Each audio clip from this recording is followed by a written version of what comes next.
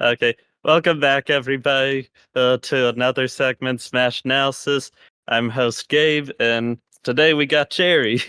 Hello, everyone. I'm Jerry. I'm the Smash Ultimate commentator here at UMSL.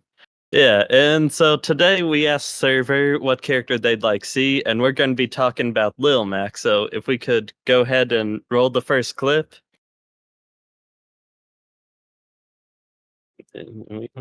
But yeah, either ways, he's from a 1987 game called Punch Out. It's on SNES, and it's basically just what it looks like. It's about punching, and after some point in time, uh, you can talk a little bit about this game. Uh, Gabe, you know Punch Out better than I do. Yeah. Uh, yeah. So in Punch Out, since you're a boxer, the direction that they took Little Mac with his implementation in Smash was, in the words of Doc Lewis, not an air fighter. So he has excellent normal grounded attacks, but famously some of the most, frankly, worthless aerials in the entire game. His entire fundamental game plan involves basically almost never going in the air. Hey, except for down there, that thing, second weakest spike, but it's not first. It kills at 240. You know what? You can believe in your down air, Gabe, but for the sake of competitive Little Mac, most players will be very rarely using it. It does have its occasional uses, but in the meantime, I guess where he originally started in Smash Bros. If we could pull up the second clip, he was in Smash Bros. Brawl as an assist trophy, where again, kind of like Cherry's talking about, you can just really gimp him anytime you want. It's a horrible thing, horrible character design. Did you play much of that? I've played a little bit of Brawl. I'd never really played with items on, so I'm not really familiar with the assist trophy, but that's very in the spirit of what he's like in both Ultimate and Smash 4, his debut game. If you go off stage, you got this side B, up B. You're not basically making it back if your opponent hits you once, consumes a single resource. Yeah, so as you can kind of see, I know it's an older clip, but it really just explains everything about him. But in meantime, I believe we do have another clip to show some stuff about his combo game and whatnot, if y'all wouldn't mind picking that one up. Uh,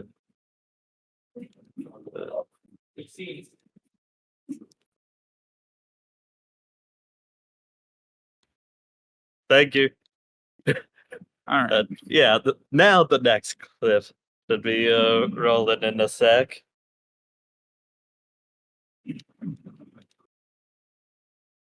All right. I'm seeing a clip. Okay, there we go. Yeah, so probably one of the best just clips in general. Frenzy Light, always good. You'll see he just does a lot of grounded work. Really staying close. I mean, he's almost like a Shoto in that sense. Yeah, honestly, I think Shotos are a really good comparison to draw to him. Maybe a weird take considering their opposite placements on the tier list. I think the character in the game most similar to Little Mac is Kazuya. Yeah, that's true. Especially just a lot of his stuff's just going to carry you across stage. It's really the whole thing you'll want to do all the time. But after, yeah, you'll see a lot of stuff he has finishes with that rising uppercut. Good kill confirm. He can use it on platforms anytime he wants to. It's especially important because it links out of his up tilt, which is frame 4, I believe. It's rather safe. It covers the entire area around him, above him. So it's a good anti-air tool as well, which is something he really needs considering he can't really chase you up with aerials. Yeah. It's probably his most reliable way of taking stocks, is either catching a landing or confirming with an up tilt into his up B. Yeah, and it goes higher on the ground, which is a weird thing. I don't know why they gave that. And as you can see, recovery-wise, if I can actually do it for once, recovery-wise, it's usable, but not great. You won't be getting too much with that. But if we could have clip 4 up.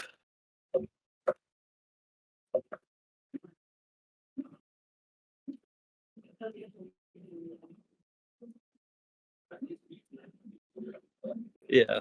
So there we go. Now going to show a couple sets. One of the most famous ones, Peanut. He plays a lot Lil Mac when he's not doing me brawler and whatnot. And that's some insane recovery that you can use if you have KO uppercuts. So even though that rising uppercut may not be what you're looking for, at least you have more options in general. And so, in meantime, uh, just showing that that's his side special, the Jolt Haymaker, which you can use for his horizontal recovery. You got a delay, an early version and then the delayed version, and both have good attack power. Yeah. Nobody's going to take anything away from that. And if you jump with his down air, you can get more of movement on that one. Forward air as well can slightly shift his hurt box forward. I've seen Kirito,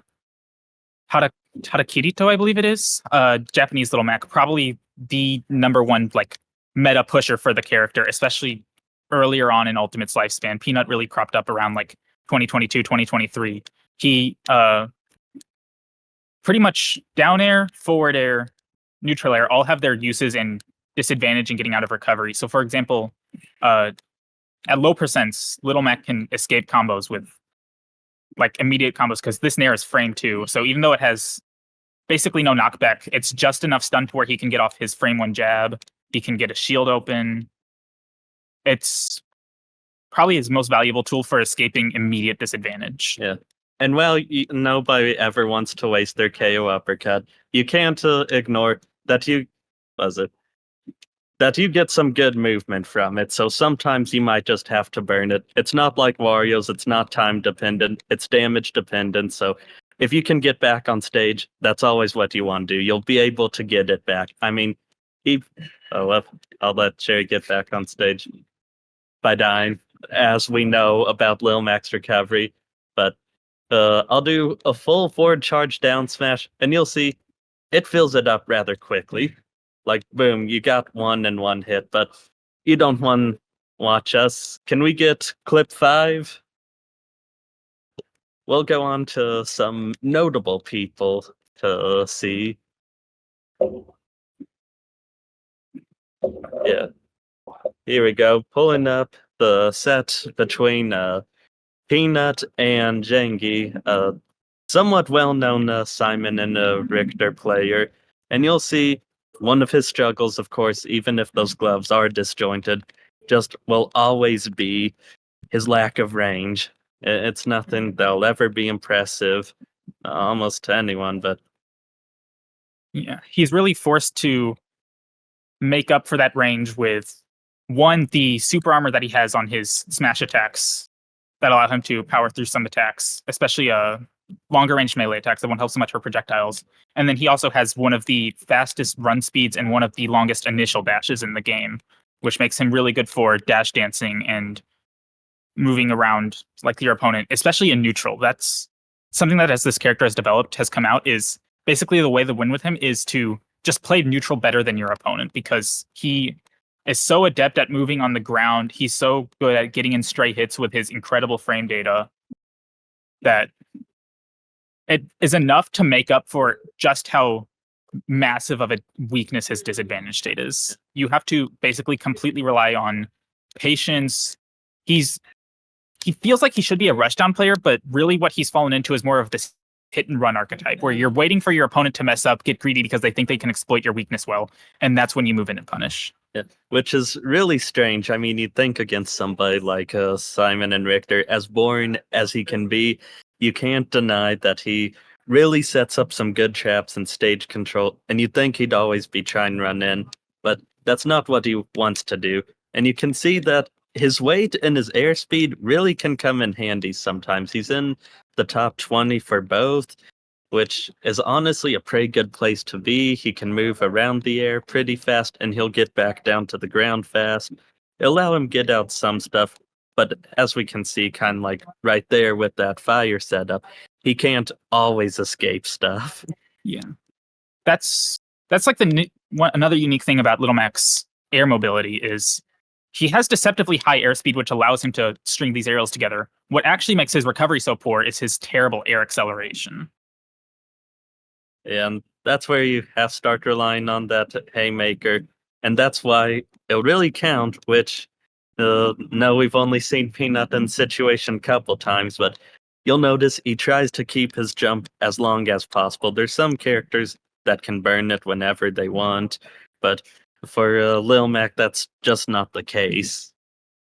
Little Mac has so few recovery resources to work with that if you get even even just a little bit less than the absolute mileage out of each one, you're probably not making back to the stage. And that's, I mean, obviously the penalty for that is your stock, and that's what you're wanting to preserve at all costs. So your haymaker, your jump, your up B, your counter, which we haven't really gotten to yet, your directional air dodge, you really need to effectively use all of these tools, basically every single opportunity you get to use them, in order to be able to really even competently play this character. Yeah, and I guess if we can stop that clip.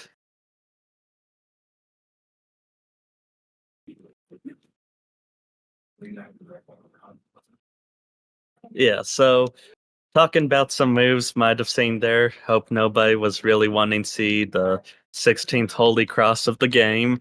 But some notable ones, his dash attack covers a large area. Sometimes you can even link it together at low percents. It hits ledge, which is really nice. Of course, KO uppercut. I mean, I'm almost at kill percent. Just see how good it does now. Oh, I have it.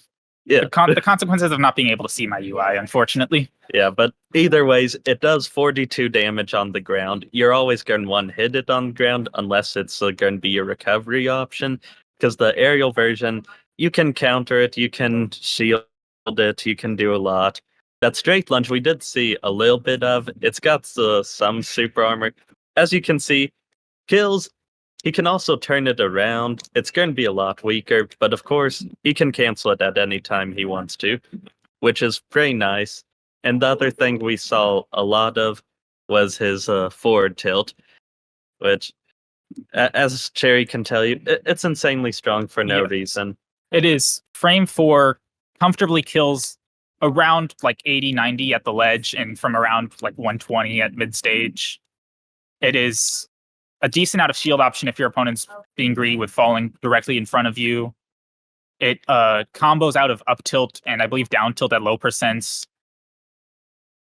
It's kind of just like an all-in-one forward poke tool. It's fairly safe for what it is, and it doesn't put your opponent in the most advantaged position for you because Little Mac kind of is more adept at juggling. He has a variety of good anti-airs. But what it can do at low percents is it can set up to tech chases with like forward smash, for example, which hits grounded. So yeah, and along with it, it's a 2-hit mon. And because his gloves are kind of that disjointed part, it means you have to clang with 2 hits, because even if you clang with the first one, his attack won't stop. But if we can get clip 6 up.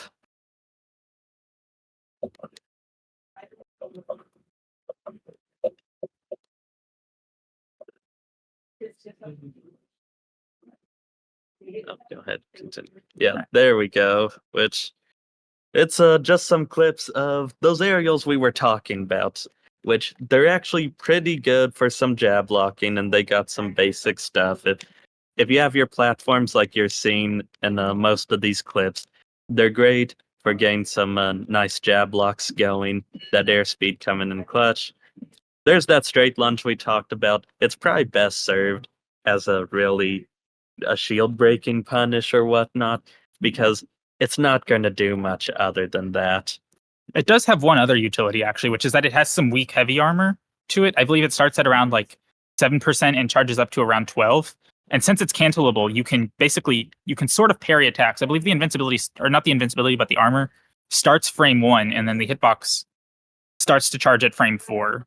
So it's not quite the most conventional as like an actual attack. You're more likely to just cancel it into shield after you start charging with the armor, but it is a little niche interaction that has some use, especially in like certain matchups with characters like maybe Falco, Me Sword Fighter, that can pepper you with like weak projectiles.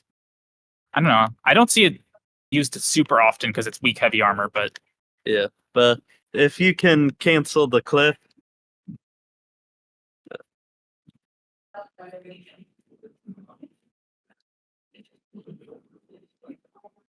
but yeah, as you saw, those jab blocks can be pretty good. I'm just gonna knock Cherry into the air and hopefully she won't tech anything. So either ways, messed it up there. But as you kind of saw in the clip, with those platforms, you got this down there, or you can do this rising one of his nair. You set up into jab, and you go into his up smash, which it does some good shield damage, especially the sweet spot. mhm. That in general is the trade-off that we've kind of been talking about with his weak aerials. None of them are going to kill. I think his strongest aerial in terms of base knockback is back air, which kills at like 240 at the ledge, I think, something like that. It's weak, but in exchange for that, down tilt can get combos into fair at a little bit higher percents, and then that can cover into Jolt Haymaker, and you can get kills like 60, 70 at the ledge with that. Up air, we saw in the bread and butter combos, can be comboed into up smash. It can also be comboed into rising uppercut for an alternation of that up tilt up B kill confirm we talked about earlier. Yeah. There we talked about escapes disadvantage, and because you follow the momentum, you can kind of combo with it too. Down air has the jab blocks. Genuinely, I think his only useless aerial is back air. Yeah, I mean, honestly, the only thing it's going to do is Gim. It does low damage, so if you have an opponent like Bowser Jr. or whatnot, then that might be a pretty good use for it. Sometimes your like higher damage weak characters like Olimar or even Villager that will have to use it repeatedly, that can get you something, but at that point you might as well just wait at ledge with down smash. Yeah, it's generally not worth it. Yeah, we saw Opponents can avoid the down smash by really clinging tight to the ledge in some cases. Not Little Mac because he surpassed the ledge there with how low that up B was. Yeah, but because he done immediately snatch to ledge, so it's possible for him to go above it, which yeah. can be terrible, but if we can get clip 7,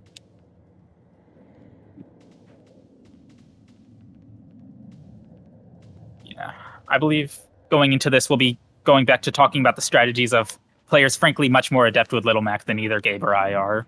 of course, the player that Cherry was talking about earlier today, Harakatori. yeah, which Yeah. number one player in Japan for Lil Mac, going up against Kazuya, and you can see some of their similarities right away. Both of them like staying close to the ground. They kind of got those fast aerials to get back to the ground and link most of their grounded stuff together. Yeah. Kazuya is kind of a different case. One of the main reasons I wanted to compare Little Mac and Kazuya is Little Mac, or Kazuya rather, is another rare fighter who doesn't really want to jump nearly as much. There's a great video about this by Fire the Pyro on YouTube. I don't know if I'm allowed to promote, but I am anyways because it's an important video. One universal change that happened in Ultimate was every single character gets a 3-frame jump squat, which means that in the time that it takes you from pressing the jump button to leaving the ground, it's only 3 frames. Kazuya is a unique exception to this, where his jump squat is 7 frames. And so because of that, he tends to prefer to stay on the ground, sending out things like Electric Wind God Fist, or his other like kind of combo grounded aerials go for grabs for down throw to set up his long strings.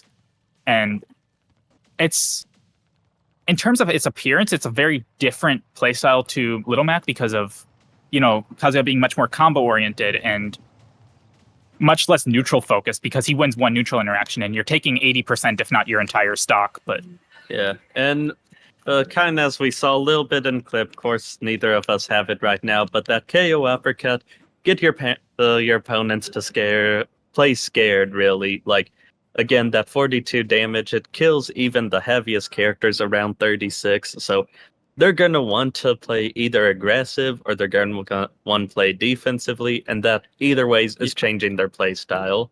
yeah. And we saw very briefly, but we might as well go ahead and talk about the grabs. Honestly, there's not too much to say. As you can see, he kind of stops almost all momentum while he's doing this grab, and the pivot grab's not much better. It's rather slow, and going into the actual different grabs, well, his bumble is actually pretty good. Yeah, I believe it's frame 1. I believe it's as fast as a pummel gets. Pummels in general are kind of universal in the sense that they'll do around the same rate of damage. Some are faster with more damage. Some are like Little Max. Some are slower with higher damage per hit. But Yeah, and it's not the biggest change. But what it does mean is that he can get a decent amount of damage from pummels at low percent because you can just mash the button. yeah, and if you get them up to some percent, like I don't know that one, even though they might be able to get out of it, you can go down throw into rising uppercut. It's really going to be one of his go-to grabs, and yeah, his other grabs, like for example, up to throw. It has one purpose. If people are in the air, it means they can't contest your attacks as well, especially your smash attacks. That armor is pretty great, so that's a use. His forward throw, if you're at ledge, you get some control.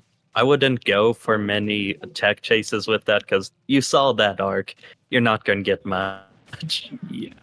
And then covering back throw, just like anything. It's the strongest throw. It serves as a weak kill throw, but we might as well put the clip 8 up, please. Which, going on to a couple more sets, couple more different people. This is actually another set from Tarakatori. This was, I believe it was Sumapo 151. This was a minor or like a local in Japan, but it had, I believe, 9 players from the top 100 attending. It was on the same like tier as a fairly high-ranking major tournament in terms of the levels of the players that were there, and this was the first case of Little Mac winning what would be considered a major level tournament. And I really wanted to highlight this set in particular. Min Min is a character that thrives on edge guarding and punishing really like aggressive grounded approaches, and Little Mac is a character that gets edge guarded extremely easily and relies heavily on aggressive grounded approaches. So Tora Katori's ability to kind of really pay patiently, center himself exactly around Rima's like Min Min game plan here with the arms. It's honestly a really impressive, maybe not upset because of Tora Katori's skill level, but it's a really adept usage of patience to overcome probably one of the most difficult matchups in the game. Yeah, and even though threat's over now, we got to see a little bit right there, sort of what Cherry here was telling us about, that you know, really playing a little patiently, being able to probably do really well against one of the best, if not the best, zoner in the game, and has been able to use those up tilts for those combos, getting into that rising uppercut, spacing with forward tilts, and again, almost only use for aerials. Gimp. Yeah, honestly, great comedic end to that clip there. Yeah. Extremely rare offstage Little Mac edge guard. Yeah, although Air Mac is hype. I don't care what anyone says. Well, gotta be one of my favorites. It has its moments. We can end the clip there, I believe. Yeah. If we can end the clip.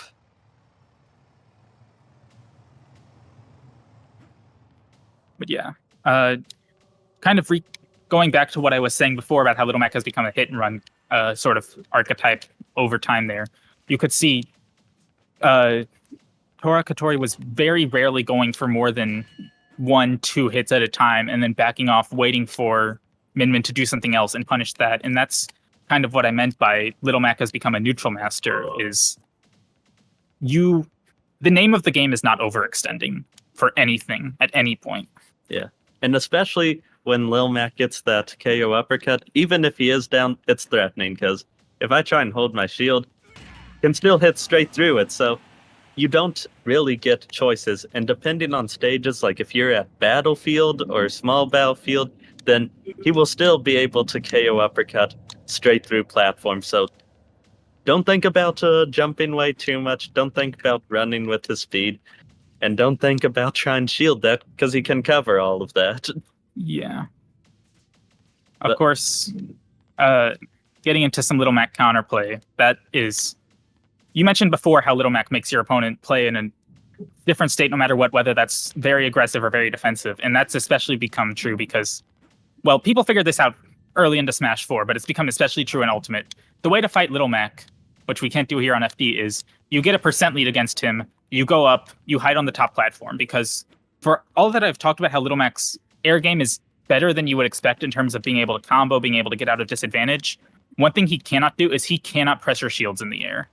Yeah, Your side B's too committal, your up B's too committal, none of your aerials do shield damage, and they're all fairly slow for end lag, even though their startup is very quick. Yeah. So it's become, honestly, something of a lame state where the best thing to do is just time him out. Yeah. And getting into that, if we could roll the next clip. What is it, clip 9? Yeah, clip 9, please. Which, yeah, with this next clip, we can talk a little more about Lil Mac's gameplay, even though it's, well, counterplay, even though it's still showing Little Mac off. Yeah. What better character to depict for the counterplay of running away than Sonic? This is, continuing from the same tournament, this is Torakitori's grand finals victory set against Ken, one of the best Sonic players in Japan.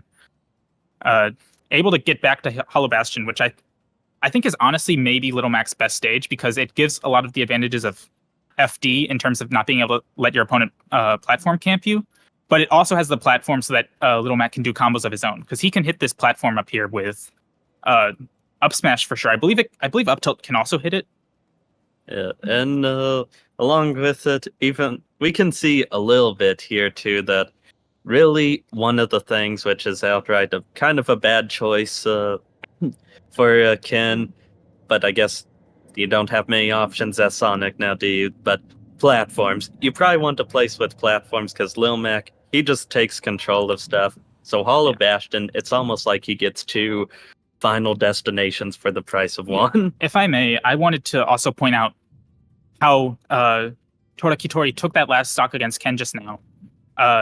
It was a series of like down tilts and reading air dodges and eventually finishing with a Jolt Haymaker off stage, killing, I think it was 80 that it took the stock. And that was like, that's exactly the sort of incredible patience that I've come to expect from watching Torakitori's gameplay is never overextending, waiting for your opponent to mess up, punishing, and then that's how he's able to secure the lead. And now Ken has to play an aggressive Sonic against him, which Sonic, of course, being arguably the best character in the game, is capable of doing. But having to be in that position against Little Mac, who can rack up damage so quickly if you're careless, that's the sort of strength that I think it's taken a long time for Little Mac meta to really get pushed that. But honestly, I've become something of a Little Mac believer. I don't think he's good per se, but he's generally widely regarded as either worst character in the game or second worst only above Ganondorf.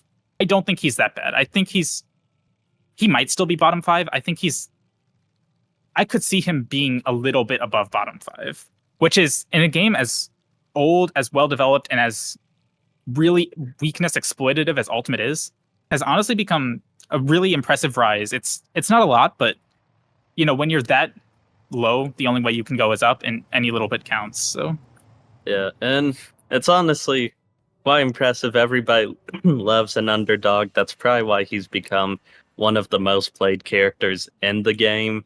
And along with it, if you're just somebody that's playing for fun, he's great. You can spam attacks. He does everything for you. And as we just saw a little bit there, kind of like spam those things with super armor. But if we could stop the clip there.